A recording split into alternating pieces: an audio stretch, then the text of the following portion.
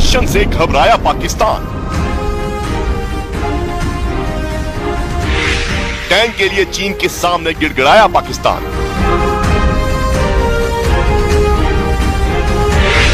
कंगाल पाकिस्तान को मिला चीन के हथियारों का साथ।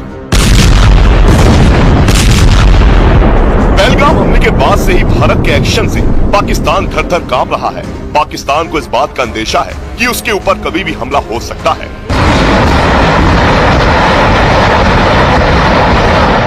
इसलिए उसने चीन के सामने गिड़गिड़ाना शुरू कर दिया है। सूत्रों के मुताबिक पाकिस्तान के गिड़गिड़ाने के बाद चीन उसकी मदद के लिए तैयार हो गया है। खुफिया एजेंसियों के सूत्रों ने बताया कि चीन जल्द ही टैंकों की एक शिपमेंट पाकिस्तान के कराची के लिए रवाना करेगा, जिससे इन टैंकों से पाकिस्तान भारत के ताकतवर टैंकों से मुकाबला कर सके। दरअसल खुफिया एजेंसियों के सूत्रों ने दावा किया है कि पाकिस्तान के हथियार भंडार खाली हो चुके हैं और इसलिए उसने चीन के सामने हथियारों के लिए गिड़गिड़ाना शुरू कर दिया है।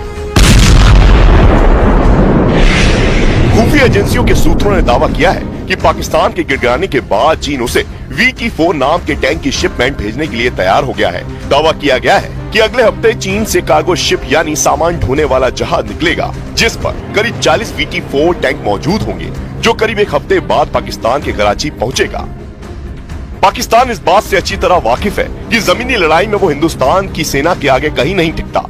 उसके पास जो टैंक है वो भारत के भीष्म और अर्जुन टैंक के आगे कहीं नहीं ठहरते। इसलिए उसने चीन के VT-4 टैंक खरीदने की डील की है। अब चीन के VT-4 टैंक की भीष्म टैंक से तुलना करें तो चाइनीज टैंक भीष्म के सामने कहीं नहीं ठहरता है।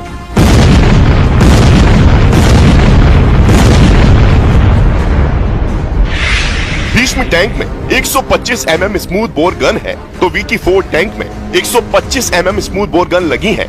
इंजन पावर की बात करें तो भीष्म टैंक में 1000 हॉर्स पावर डीजल इंजन है तो VT-4 टैंक में 1300 हॉर्स पावर टर्बोचार्ज इंजन है। क्रू मेंबर की बात करें तो दोनों में 3-3 क्रू मेंबर रहते हैं। रक्षक कवच की बात करें तो भीष्म में K6 एक्सप्लोसिव रिएक्टिव आर्मर लगे हैं और चीन के VT-4 टैंक में स्टैंडर्ड चाइनीज कंपोजिट आर्मर है। रात में ऑपरेशन क्षमता की बात करें तो भीष्म टैंक दिन रात फाइटिंग कर सकता है, जबकि चीन के VT-4 टैंक की क्षमता सीमित है। चलने की दूरी की बात करें तो भीष्म की रेंज लगभग 550 किलोमीटर है और चीन के टैंक की रेंज 500 किलोमीटर है। यानी चीन का टैंक पाने के बाद भी पाकिस्तान ताकतवर नहीं हो पाएगा। यही नहीं, पाकिस्तान की घबराहट उसके मिलिट्री ड्रिल से भी दिखती है, जबकि असलियत ये है कि वो घबराया हुआ है। उसके पास ना तो हथियार है ना ही पैसा। और पहलगाम आतंकी हमले के बाद जब से भारत के प्रधानमंत्री नरेंद्र मोदी ने सेना को कार्रवाई की खुली छूट दी है, तब से पूरा पाकिस्तान खौफ से भर गया है।